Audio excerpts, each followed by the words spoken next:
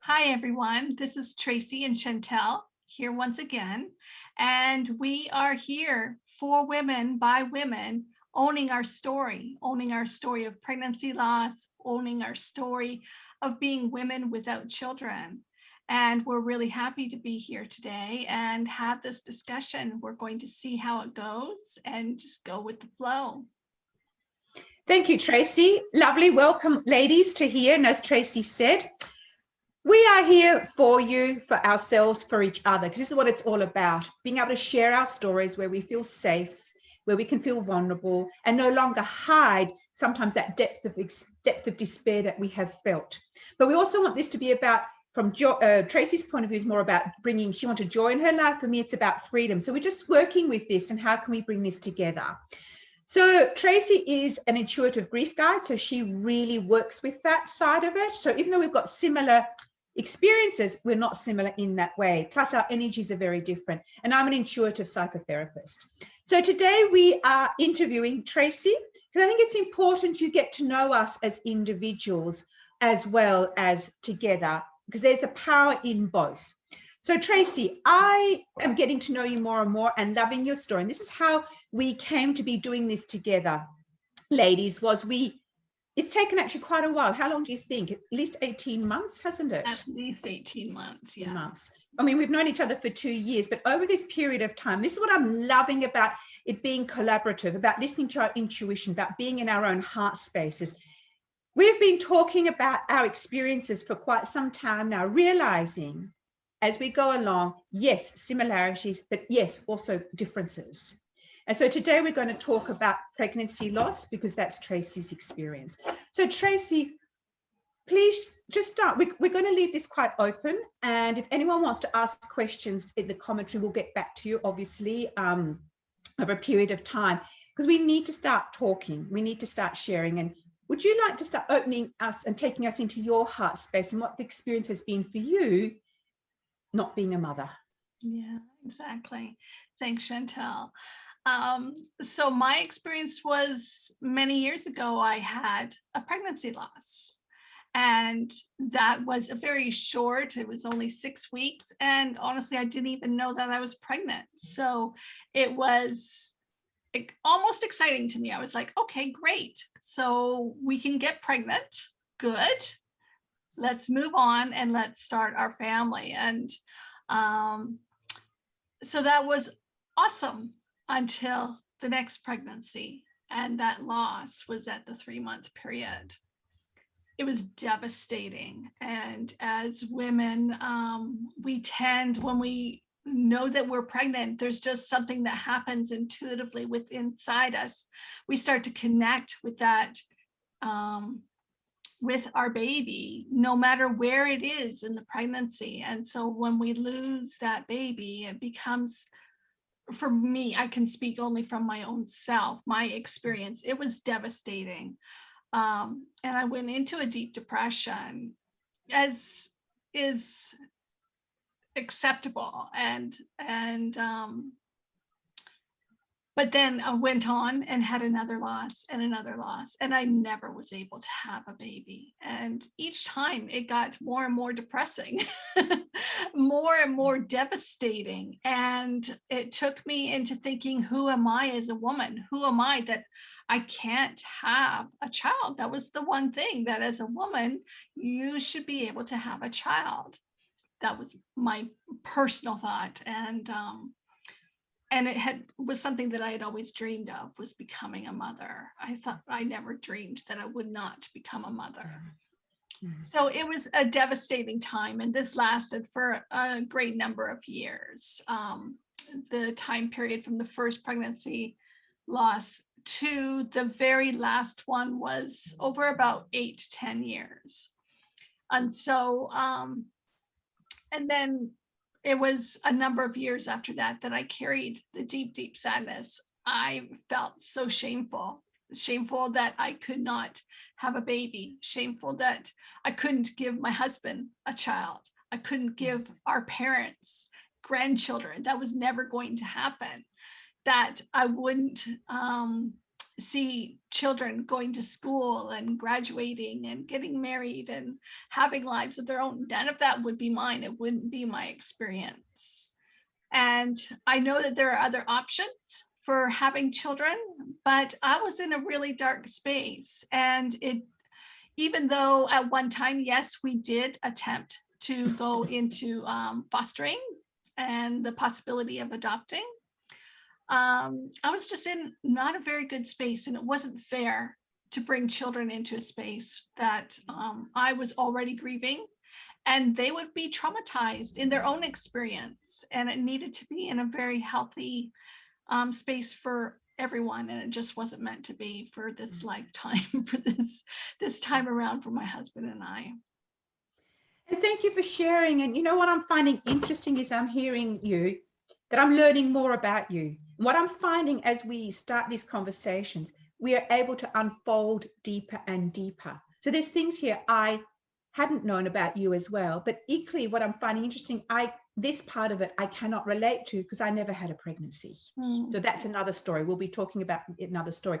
So what I'd like to come back to is, Tracey, when you said, your upbringing, how do you feel that influenced you, your upbringing, your schooling, your society, to have that devastation, I was raised in a religious background, and I won't get into all of it, but it was the expectation that you get married at 18, you have children very shortly after. And if you don't, then you look after other people's children. And that's just how it was. And this did not come from my parents. This came from the organization that we were a part of. And so again, there was a great deal of shame of what kind of woman am I, because that's how I was raised. That for one, I did not get married at 18. I waited and waited until my husband and I met. And I definitely did not get married within the organization that we were in. And so, yeah. And so therefore I did not get married when they said that we should. I did not have a baby in the timeline. It simply didn't happen. And I was angry. I was angry with God. I was angry with God. And who was he? Like, what kind of God would allow this to happen? Allow me to have just so many pregnancy losses and not have the experience of the joy of being a mother. And so I had to go through a lot of healing. And when the time came that my spiritual awakening happened, I was blown away because I was so angry with God that I was like, how can I have this double thing going on here, where I was healing the losses of my babies years later? I had to go through that, as well as opening up spiritually on a spiritual level. So there were multiple things happening when I was going through my healing journey. And I think, thank you for sharing that. And I think it's interesting how, like you said, it's layered. And you can't just pinpoint one thing. So in the beginning, what I'm hearing is, it feels messy, I presume. Like, suddenly here you are angry, yet there's grief, yet there's coming to terms with your background and how it didn't happen, and you believe that. So there's a lot happening here, isn't there? There was a lot for you. Let's face it, any kind of healing is messy. There are layers. I always tell people, it's like an onion. You peel a layer off and you think, doesn't that look nice? It's nice and clean and shiny. And then all of a sudden, there's another layer that pops up that needs to be looked at. And that's part of the healing journey. That's right. And I think recently I heard the word evolution, because I felt like in the end, how many more layers did I have to do? There must be something wrong with me, because it triggers up, as we said, other things. So you digress as well, or can digress. And so I like that word, evolving. We're forever evolving as women, human beings, spiritual beings. Exactly. And the other point is, I think it's important to bring through is the period of time that it took me to come to that place of wanting to open up and wanting to, and being ready to come, to be able to really look at my pregnancy losses, look at how it affected me, and really honor that process. Because the big part of it, as we all know, in Western society, people don't like to look at grief. They want to run from grief. So what do we do for those of us that are in grief? We hide our pain. We put on a mask. We don't let the world see where we're at, how we're feeling, and we move through life the very best that we know how to move through life. And yet inside, our hearts are breaking. And I want to be able to ensure that we really honor the grief of whatever is moving through each of us. And I like that we are the best version. We can only be who we are at the time. And that took me a long time to understand, because again, brings up failure, shame, all sorts of things, whereas you only know what you know. So that next step is you only know what you know. And I like that. And that gives me a sense of, oh, thank you, Tracey. Like giving myself permission to go, you know what, I only knew what I knew then. And sometimes there's that saying, if I only knew then what I now know. Yes, that's great. The fact is you didn't, you know. And that's what I love about what you've created, what we're creating as individual women, but together is that space. So I'm here right now, but also giving people hope and the light that you can change and shift. It's possible, you know, and it's individual. And I think that's really important. Yeah. So what I'd like you, Tracey, is to just tell us more about your intuitive grief guide. Tell me more about how that came about and how you support women in the work that you do. Lovely, yes. So my journey, you know, it took me to a moment in time where I just started waking up and going to work and just crying out for joy. I wanted joy, and joy was a word that I've never used before. But it was something deep inside that I was just done. I was done with all the darkness, with all the heaviness, the sadness. I was done with it all. And I didn't know what to do with it. And the day came that I looked in the mirror and I just said, okay, I'm done. I can't do this anymore. Please help me. And it was very shortly after that, literally a couple of days, that a woman came into my life and we became friends, and she was able to hold space for me unlike I had ever done for myself. And she showed me grace, like just grace. She was able to sit with me and just hear what I had to say without having to say anything back, but just hear me. And for the first time in my life, I felt like someone was seeing me and hearing me.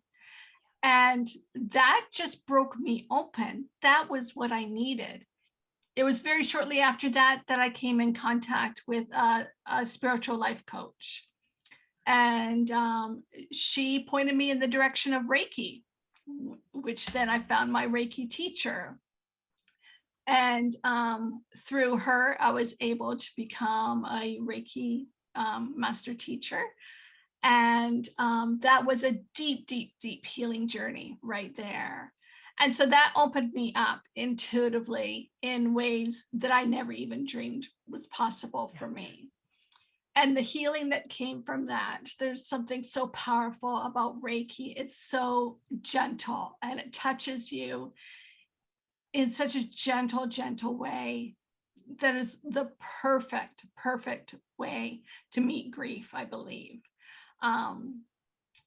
And it just opened me up in such a beautiful way. And that brought me to meditation, which brought me to a number of other modalities, which I use, rituals and ceremonies, and ways to honor our grief, and ways to honor ourselves, honor our babies that we've lost, open us up to connecting with our spirit babies. All of it is there to support myself and the women that I support in a very gentle, soothing way. And I'm glad you mentioned that you do rituals, because that's something I went, oh my gosh, I love it, because I've lost a sense of ritual, what it means.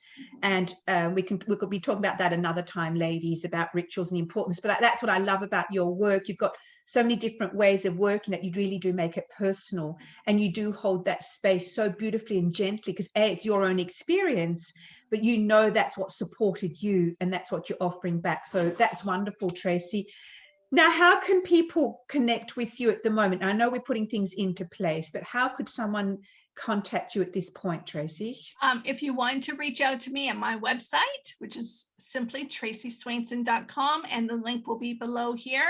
I'm on Facebook and Instagram and LinkedIn and my email. So it will all be there, but look for traceyswainson.com and you can connect with me through each one of those areas. Yeah. Beautiful. Thank you. Thank you, Tracey. And I mean, it's every time I speak to you, I learn something new too. So this is what's exciting, ladies. It's, as we said, it's an evolution. We keep, what did you say? You cracked open. Was that the word you used, wasn't it? And I love that. So I use unfold, you use cracked open. So this is what it's all about, to get that sense of you're not alone. Yeah. And life can change and life can have meaning again. That's what I'm hearing. You know, you've got meaning in your life and how to support other women. So what we've decided, ladies, is every time we finish, we're going to draw some cards. So today I'm using Love and Light to end. These are beautiful cards by Kris Franken. I don't know her personally, but I followed her through, and she does all this spiritual, intuitive stuff, and I just love her work. So let's just put our hands on our hearts, just breathe in, giving thanks, Tracey, to sharing your story, to everyone being present, our energies, our guides, our spirits, whatever it means for us as individuals. As I now shuffle the cards and just tune in to a beautiful message that we all need to receive. Play. Don't know if you can see it very well here. I don't know, but anyhow, it's called play. Your inner child is alive and well, and it wants you to weave more playful elements into your daily life. Play with your food. I think that might mean play with your food as in enjoy your food. Or could be play with it like a child does. Then he automatically came, as long as you're having fun with it. That's exactly right. That's right. And that's right. But remember, you've got to clear up the mess. Oh, God, I love that. Okay, play with your food, your body, your ideas, and your garden. Play wildly with friends with love.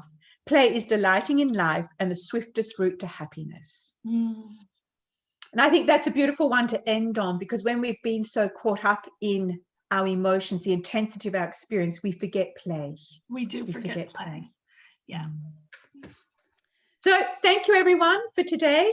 And as we said, comments, we'll have all the contacts for Tracey below this. And please reach out just to share experience, say hi, and just know that you can connect with us in any way. You're not alone. So thank you, and thank you, Tracey. Thank you.